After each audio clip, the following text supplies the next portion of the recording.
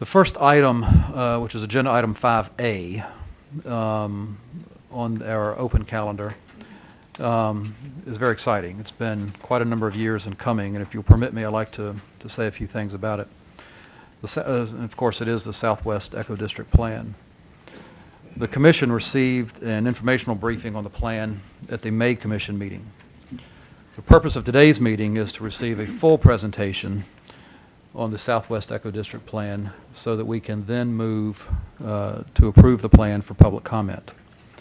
Today's presentation is going to be about 30 minutes. It'll be an exciting 30 minutes, I think. So at our next meeting then in September, we will have the staff focus again on the plan. That presentation will be after the 60-day public comment period, and we'll talk about any changes that have been made to the plan as a result of the very good public comment that we anticipate. I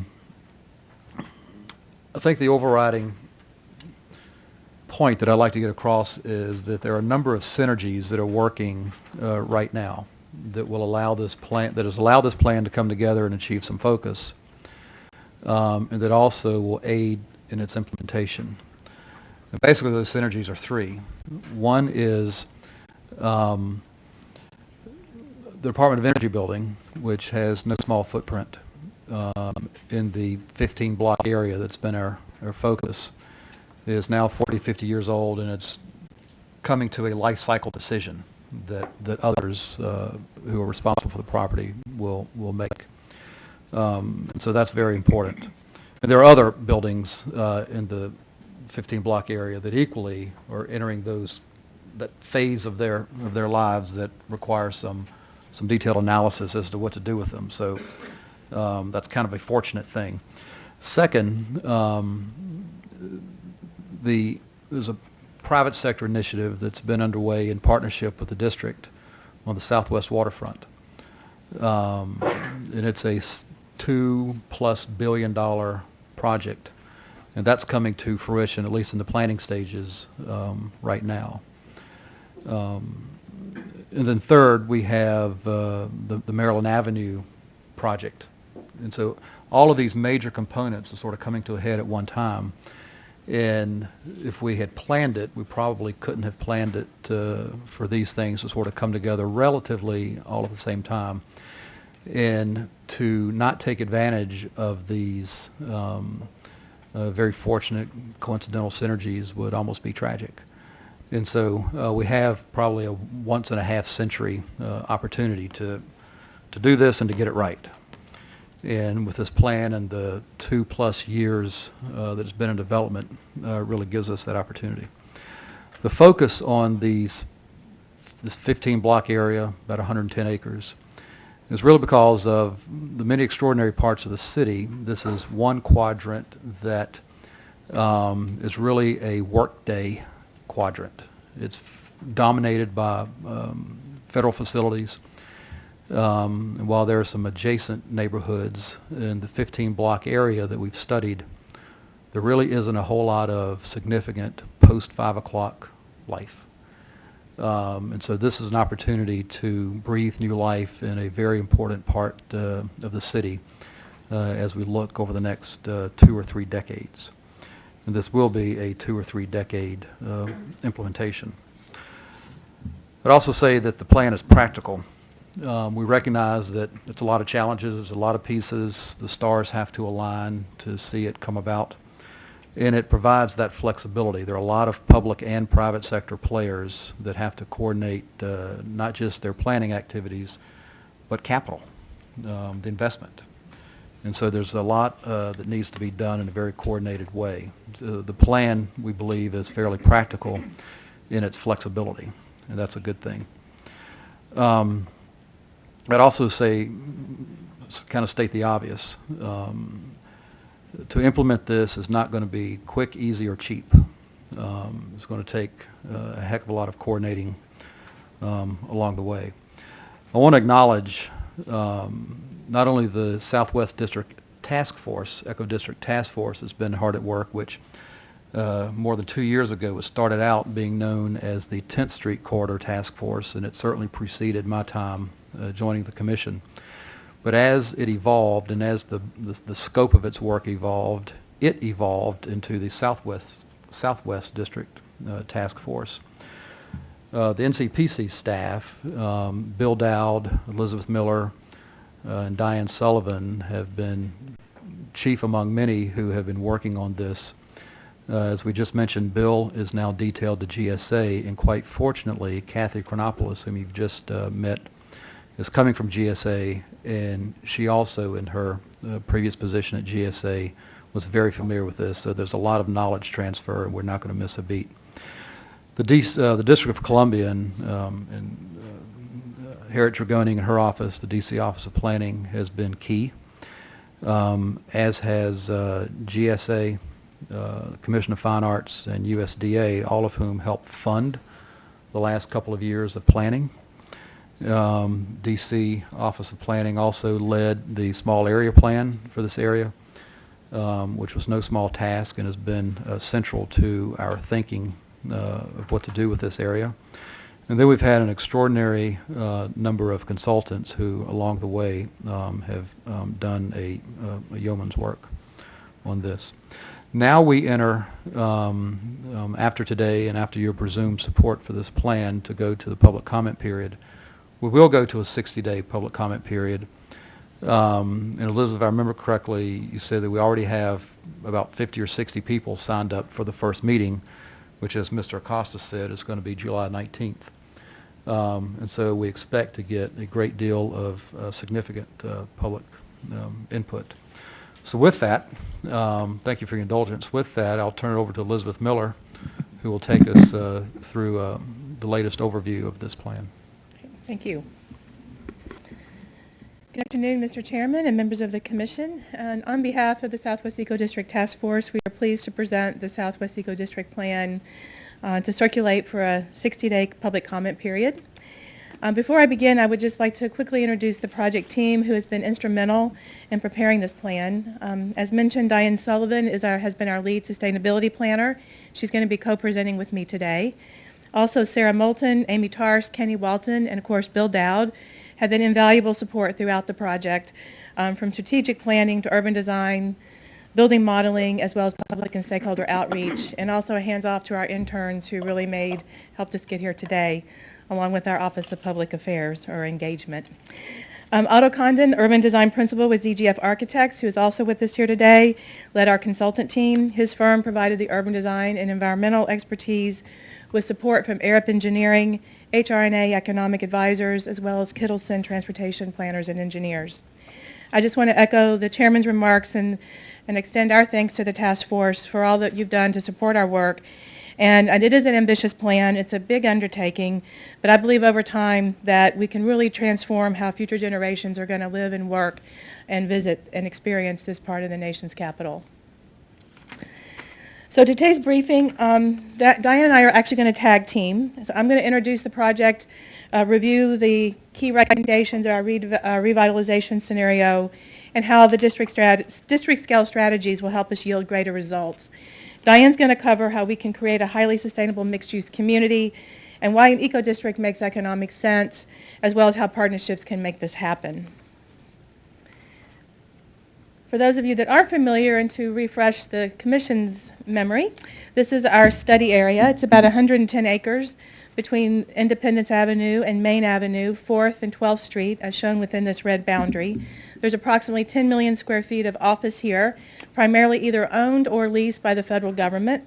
There's one hotel at this location, a little bit of retail and food service, and most of that is actually buried within these buildings.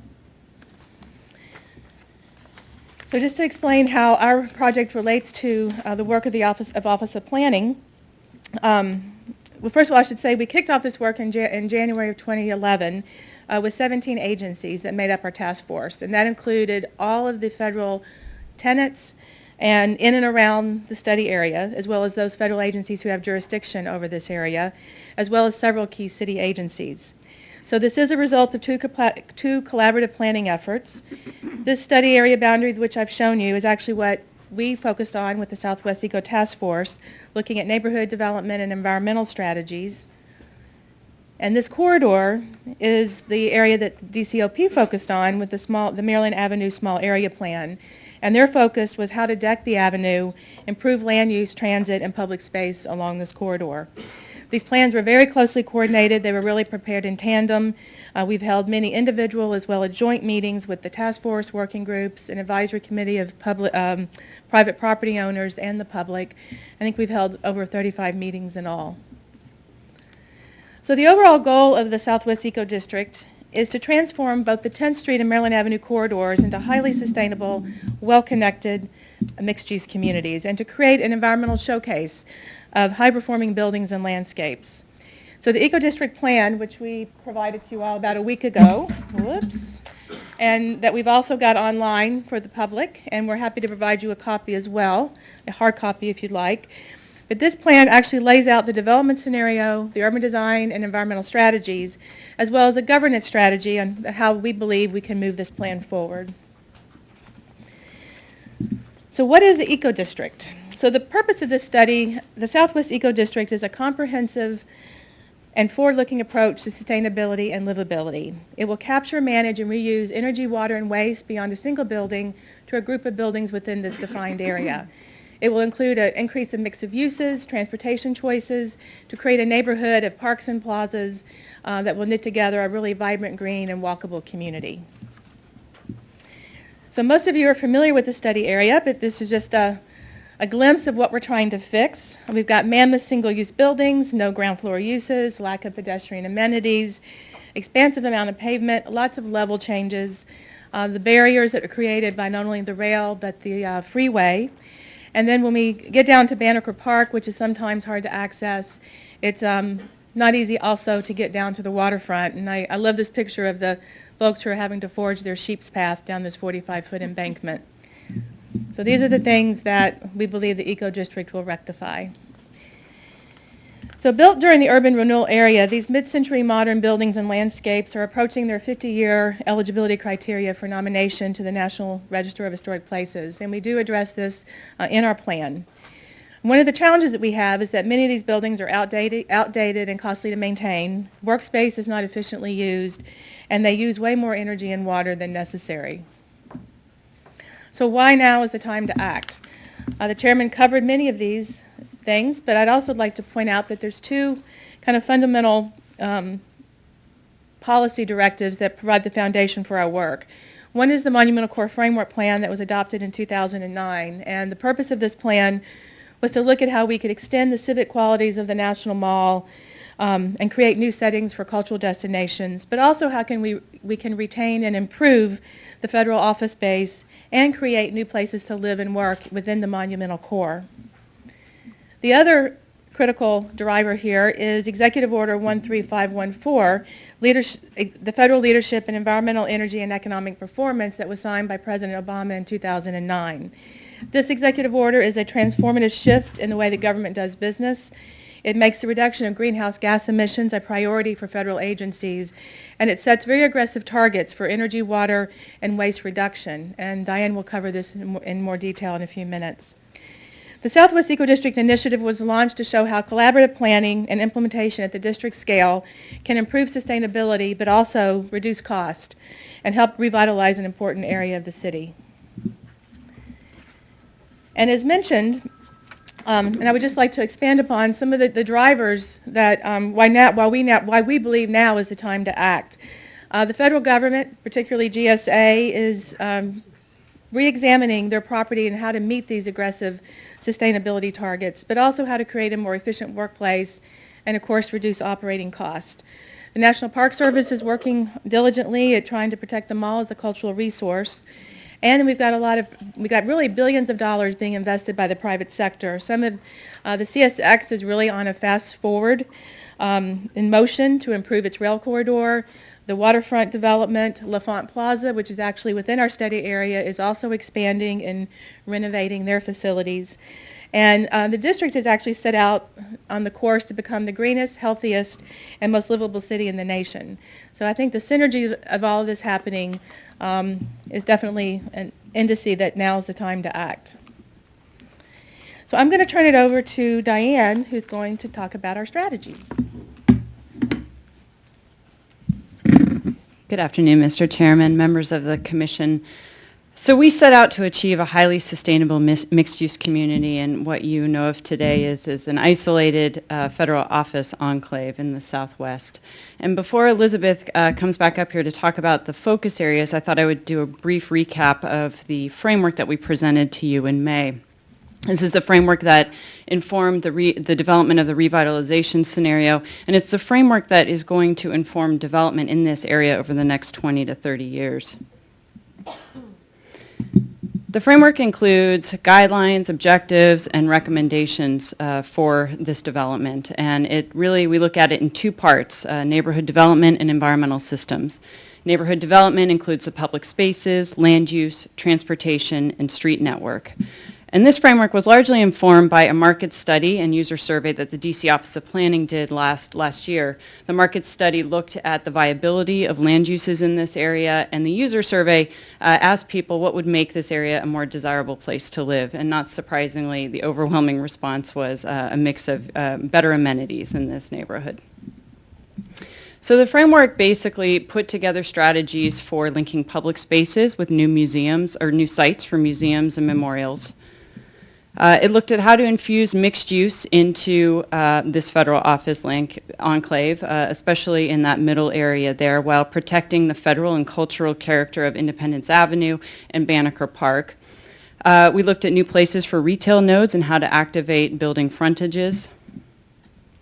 And we did two transportation studies. The first, which looked at whether it was actually possible to reconnect these streets and meet acceptable clearances. And the second study actually looked at the development scenario and tested its impact on the street network and the existing transportation. And these studies in turn informed our recommendations for creating a much better intermodal system here, improving walkability and mobility, and improving just the overall transit circulation throughout the area. And then we also did a conceptual high-level analysis of looking at possible bus area layover parking for tour buses underneath 10th Street and under Banneker. This is clearly something that needs to be studied in more detail, and we need to take into account sort of the neighborhood concerns in this area, but this is a possible, these areas are possible solutions for the problem of tour bus idling in this area. And then we also looked at street function and character, so recognize which streets should be more monumental in character, ones that emphasize view corridors, significant architecture, that play host to public events, and which streets should be more local in character. And then the second part of our framework was the environmental systems. And again, just a recap of what you heard in May. This looked at energy, water, waste, and green infrastructure. Very early on, we worked with GSA and the private property owners to sort of establish an existing baseline of how the buildings are performing today. As you know, the federal mid-century modern buildings are not performing that well in terms of energy and water use, just because of their age, their size, their orientation. After we established that baseline, we set targets for all of these areas, most of which are based on the executive order. And then we went forward with building strategies. These are low-hanging fruit. We always want to try and reduce our energy and water use first before looking at other sources for providing that. And then we looked at block and district strategies, which really are the crux of this plan and allow us to meet our targets. So at the building scale, basically, we put together a list of different strategies that can be done based on whether a building was going to be around for the long term or if it was going to be fully altered or redeveloped in the near term, then obviously we're not going to employ as many strategies in terms of making them more energy and water efficient. And then at the block and district scale, let's start with energy. Our energy source, as you know today, is very dirty, and most of it is from coal-generated electricity. It's very inefficient. It emits a significant number of greenhouse gas emissions. Our goal for this area was to strive for a zero net energy district as measured in carbon. This is very hard to do in an urban area. However, our block and district strategies do get us much closer to achieving this goal. So at the block scale, we had 4 big strategies, and all of these really allow for the sharing of energy in between buildings within a block. There's solar thermal, which is just basically heating hot water on the roof. There's solar PV, obviously using the sun's energy for electricity. Ground source heat, which is the using the constant temperature of from the earth to provide heating and cooling in buildings. And then the central utility plant as well, which allows for the sharing of cooling and heating between buildings also. At the district scale, we had 2 very big strategies. One was expanding the central utility plant that is owned and operated by GSA.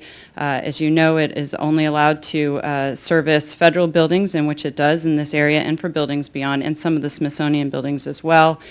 We see this as a very valuable resource because it runs on natural gas and could possibly run on a renewable source in the future.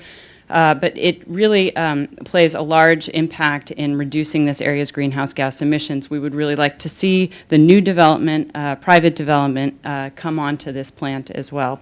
And then the other is to start to establish microgrids in this area, which basically allows for the local production and distribution of energy. It's more reliable, and it doesn't, and it can be more efficient.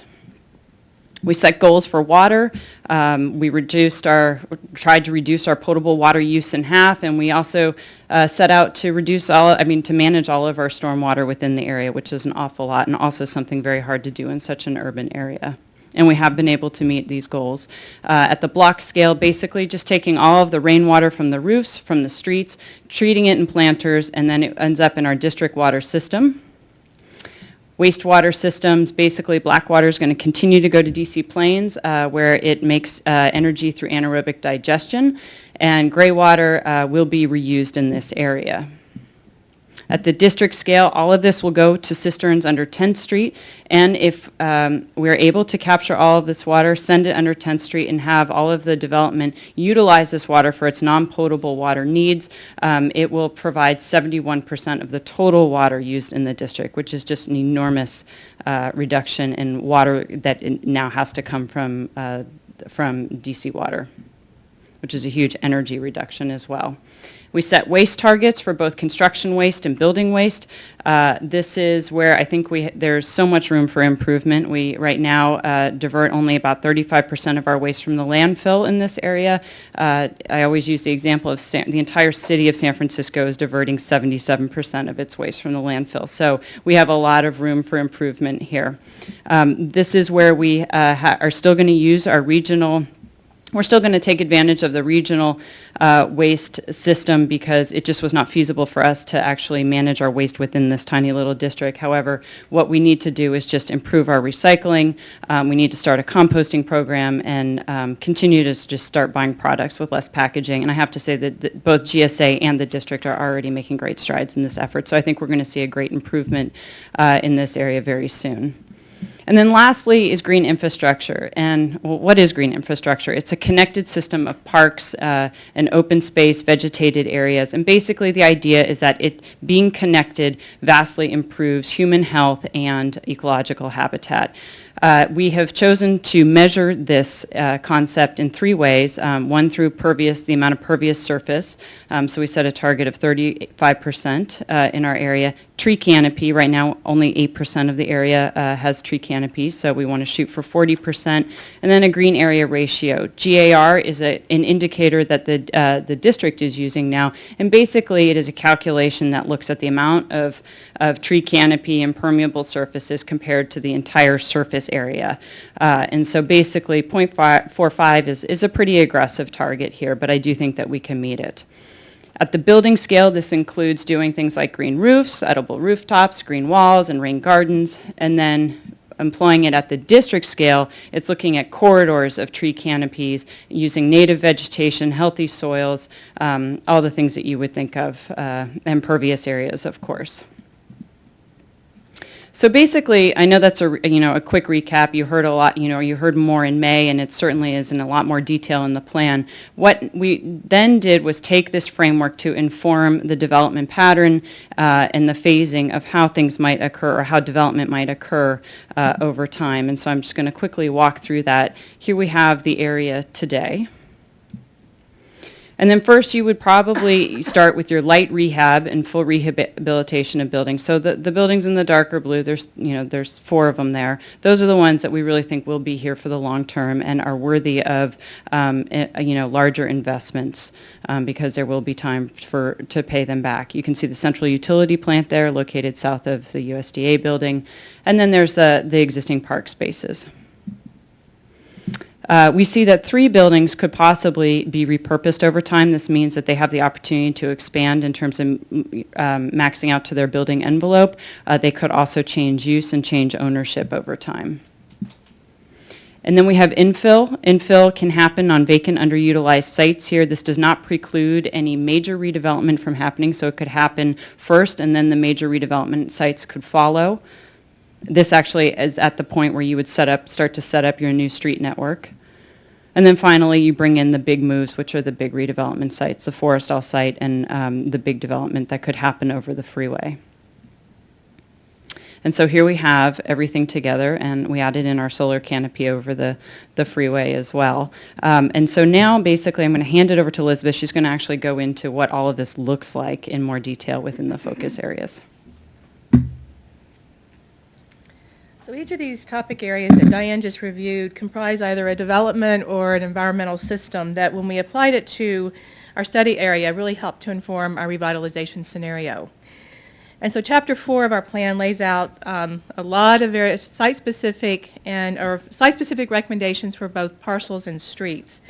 And it's way too numerous to recap here today, so I'm just going to spend a few minutes highlighting what we believe to be some of the catalytic moves.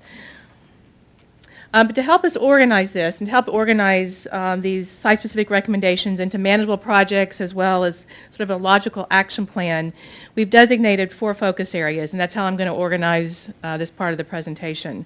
The first is the 10th Street corridor in Banneker Park.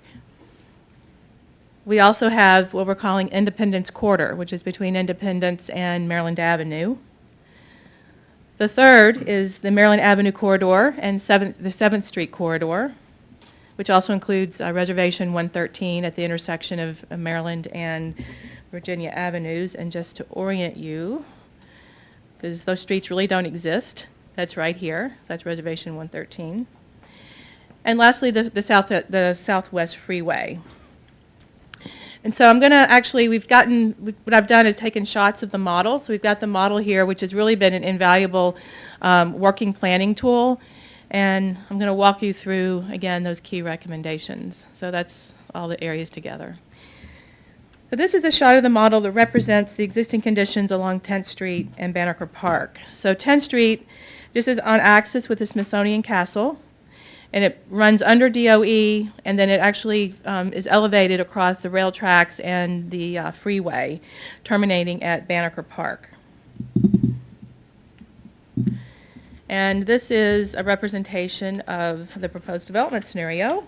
And the 10th Street proposal, the idea here is to create a prominent cultural corridor to serve both as a contemporary extension of the National Mall. And we're proposing to narrow the street down to a width closer to that of the L'Enfant plan, and to improve this street to be really a multi-purpose boulevard.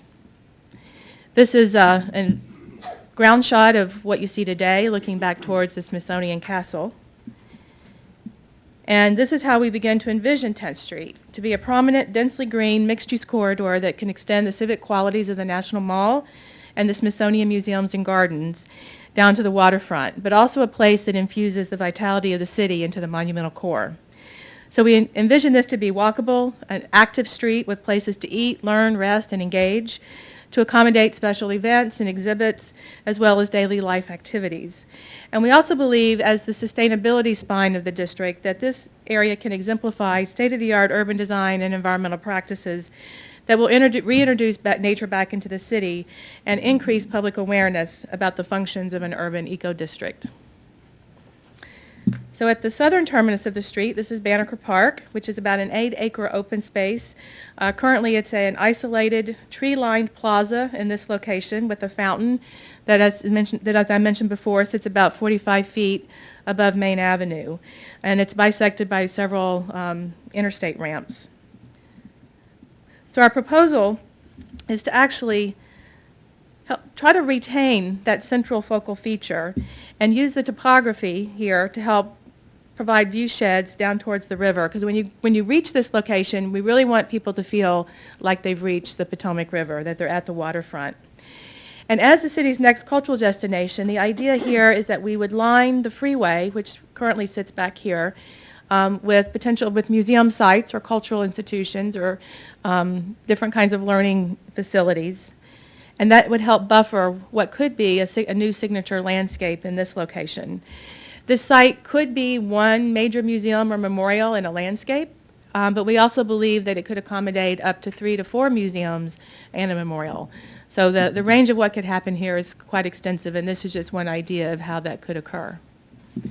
This is an image taken from Main Avenue looking back towards the mall. You can see the Washington Monument in the background, looking at Banneker Park. And this image illustrates how a signature landscape in view of the Washington Monument could become both an identifiable feature of the Ecodistrict, but also a southern gateway to the National Mall. Stairs, ramps, and garden terraces can provide commemorative opportunities at a lot of different levels. And this actually represents a structure that would be on axis with 10th Street and the Smithsonian Castle.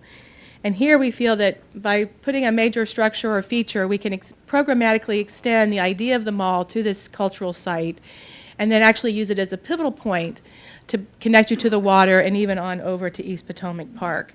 And what's great about this, and we can use the elevation to our advantage, is that not only can we provide ground floor uses at Banneker, but we also can use the building to engage Main Avenue to improve the relationship with the new development, the new wharf development just to the south. This shot illustrates the Independence Quarter that I mentioned earlier, and it's a little bit probably hard to orient you here, so just to recap, Independence, this is where the train tracks go through. This is the proposed Maryland Avenue, 12th and 9th Street. 10th Street is here. And believe it or not, this site is about 19 acres, so it's quite large and highly underutilized. So we believe that redeveloping this area is going to provide us the greatest opportunity to create a new walkable neighborhood that's going to help blur the boundaries between the local and federal city.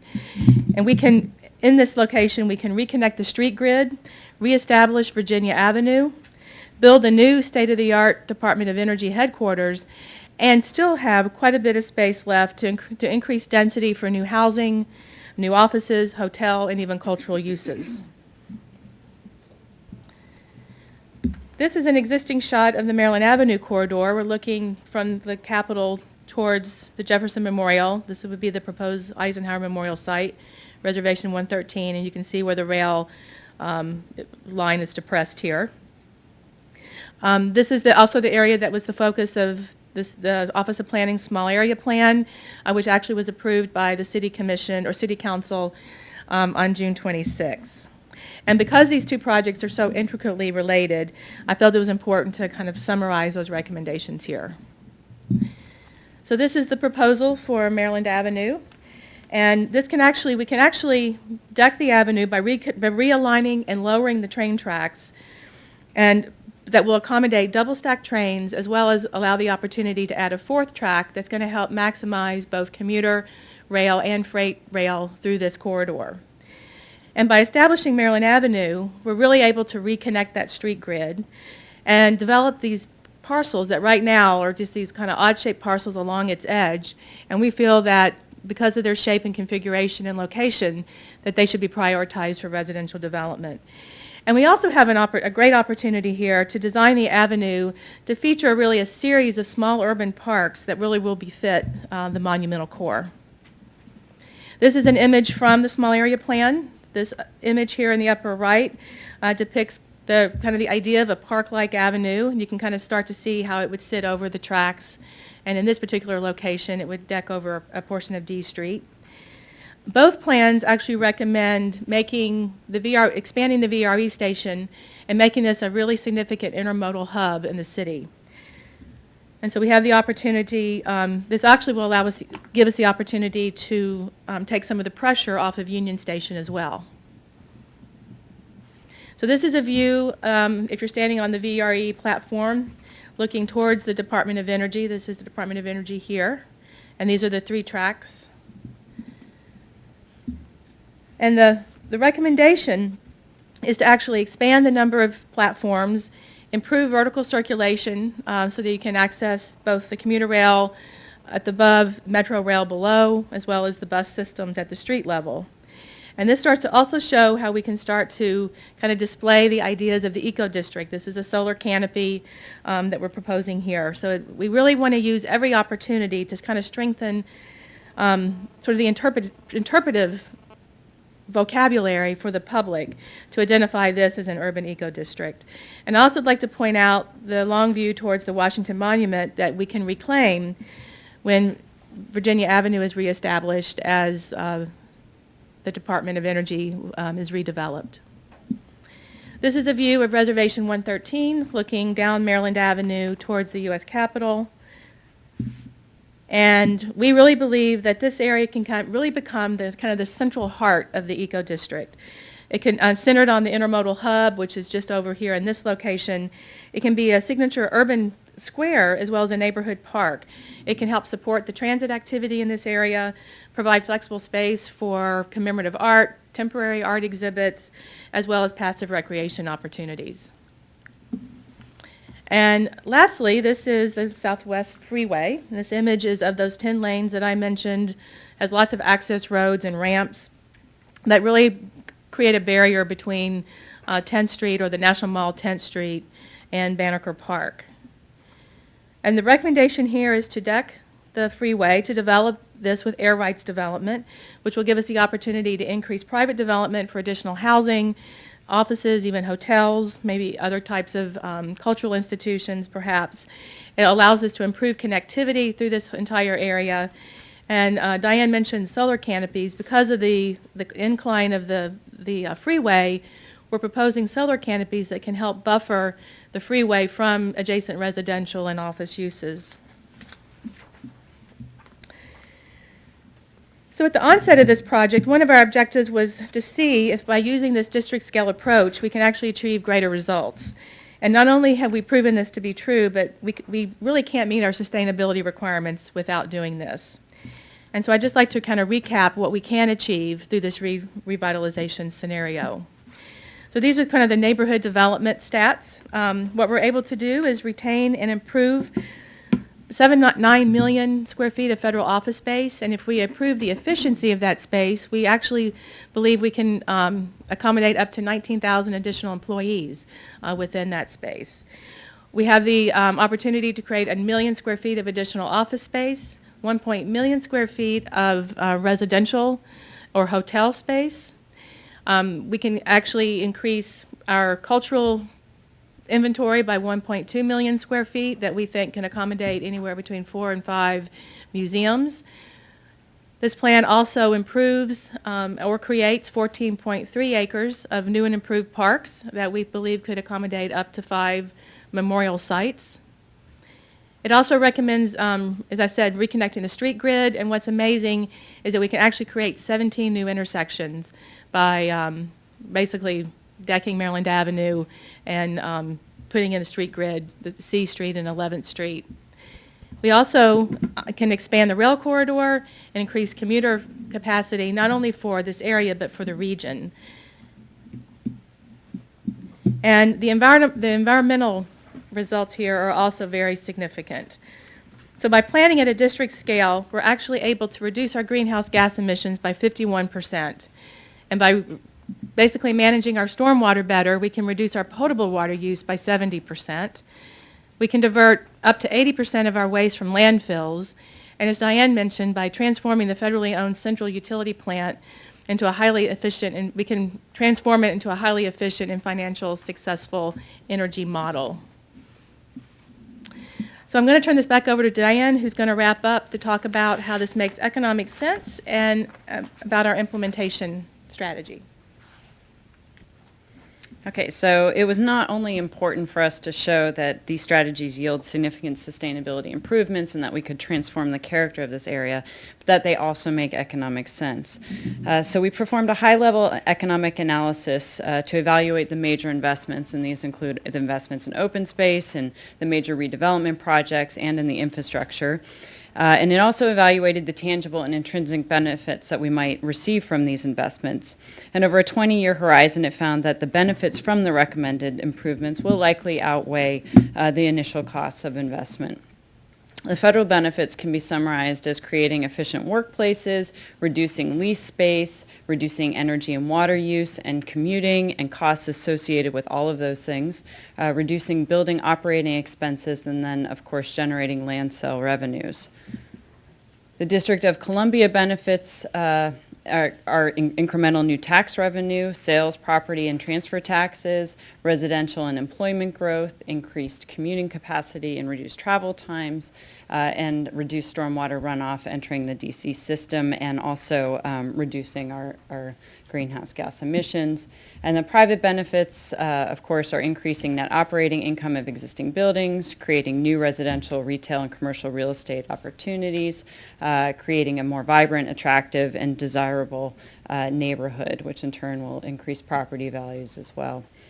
And then there are intrinsic benefits, the ones that are a little more difficult to quantify, preserves the National Mall by establishing new sites for cultural facilities, connects the National Mall to the waterfront, inspires district-scale sustainability at federal campuses and communities nationwide. We hope that this can be replicated, and establishes a high-quality employment center for a new generation of workers, and reduces river contamination and the area's carbon footprint.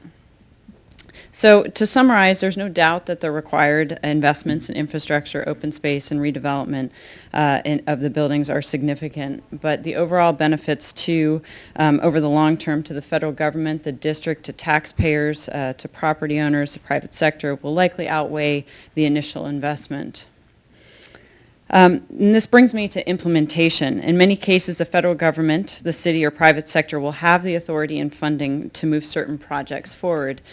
We've outlined 5 high-priority projects, 3 in the near term, and that's the streetscape improvements for 10th Street, the connection from Banneker to the waterfront, and a new business model for the central utility plant. And the 2 long-term high-priority projects we see as the redevelopment of the Forrestal complex and the decking of Maryland Avenue. We think that these can actually happen with the partnerships that are in place today. There are, however, as as Elizabeth mentioned in the commission meeting in May, other areas where new funding tools and governance structures might be needed.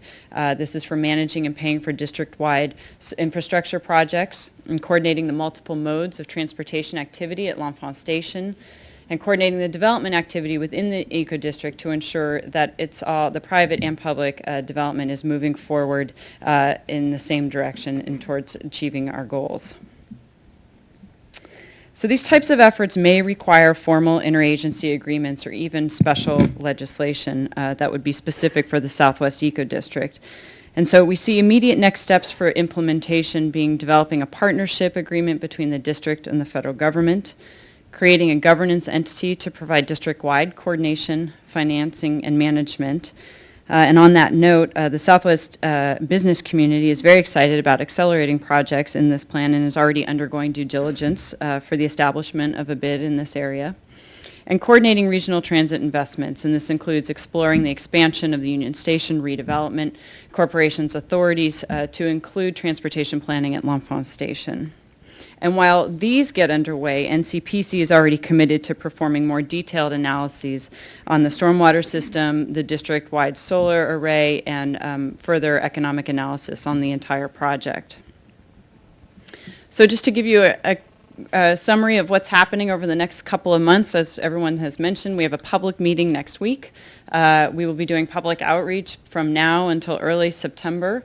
We will have task force review of the final report in November, and we will be back to you in January. And this winter, NCPC will also be starting that interim design streetscape for 10th Street and the Banneker connection. And so with that, it is the Executive Director's recommendation that the Commission authorize the circulation of the July 2012 draft